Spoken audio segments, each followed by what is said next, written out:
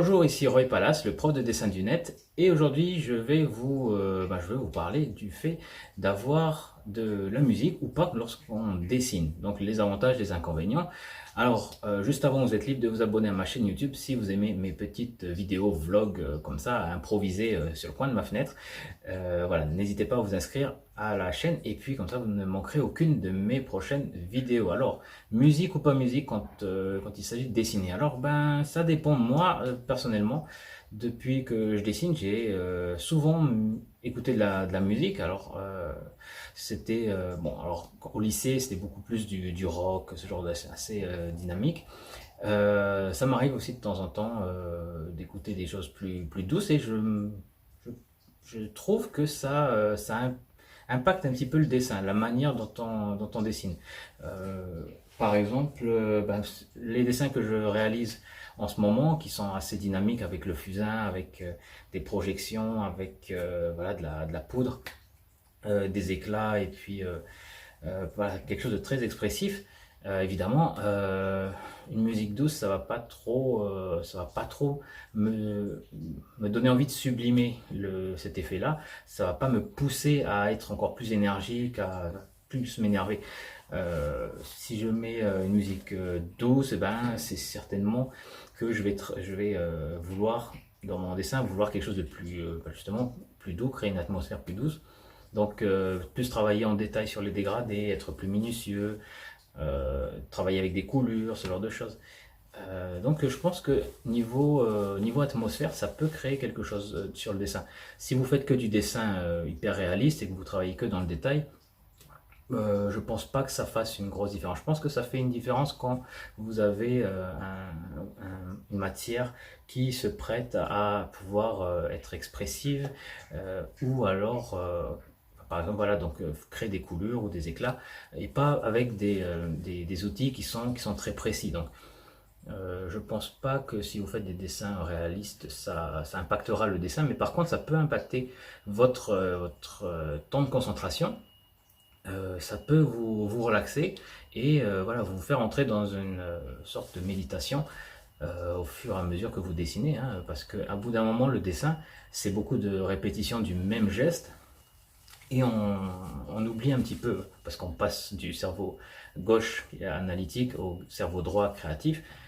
On est plus dans un état voilà, de tranquillité, on est plus voilà, juste simplement, on ne pense plus en tant que réflexion. Alors, il y a aussi une possibilité que, voilà, il y a des choses qui nous reviennent en tête, qui tournent en boucle, je sais pas moi, des événements, des choses qu'on doit faire et puis qui tournent en tête. Euh, voilà, au bout d'un moment, avec la musique et puis suffisamment de concentration, bah, ça s'en va. Et bah, c'est une pas des rares, mais des gros avantages du dessin, parce que c'est comme une méditation finalement sur très long terme, mais une méditation qui est active. Donc c'est aussi bénéfique pour ça, hein. Si vous avez des choses qui tournent en boucle dans votre tête, ben, faites une activité où il y a un geste qui est répétitif, et ça vous permettra ben, juste avec la répétition du geste tout le temps, eh bien, de vous apaiser. Voilà. Donc, c'est pas que pour le dessin, c'est aussi valable pour d'autres hobbies, hein. Voilà. Par exemple, je dis la couture, la broderie, ça peut être, je sais pas moi, peut-être la musique, bref, pas mal de choses comme ça qui peuvent être bénéfiques sur le plan mental. Après, niveau musique, il y a ben, la musique classique est très bien pour se concentrer. Donc moi j'ai une méthode que j'offre en bonus à mes élèves, à mes inscrits, à mes cours, notamment pour ceux qui veulent dessiner des dessins hyper réalistes, parce que ça se fait sur la durée, hein. C'est une bonne dizaine d'heures, voire allez, pour un bon dessin hyper réaliste, 20 heures, c'est un minimum, c'est une moyenne, on va dire.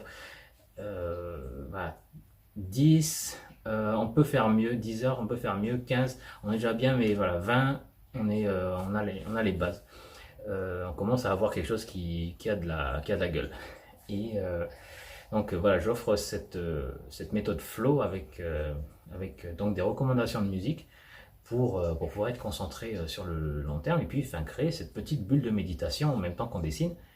Et les musiques que je recommande, ce sont des musiques classiques, hein, des musiques pas classiques mais baroques, avec des clavecins, voilà. Donc alors il y a des études, vous pouvez chercher sur internet, hein, ce genre de musique est très bien pour se concentrer et on améliore nos performances. Alors autant lorsqu'on exécute une tâche que lorsque l'on on étudie, voilà, par exemple, on étudie ou on fait quelque chose de manuel.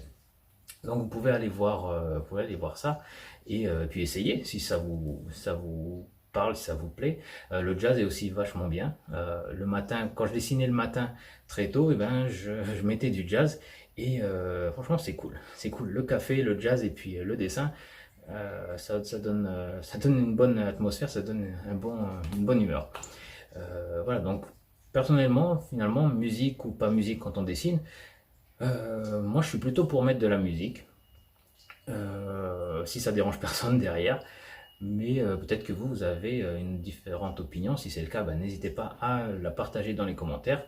Et puis voilà, moi je lirai ça avec attention. Donc merci de votre attention pour cette vidéo. Je vous retrouve très bientôt pour un prochain tutoriel.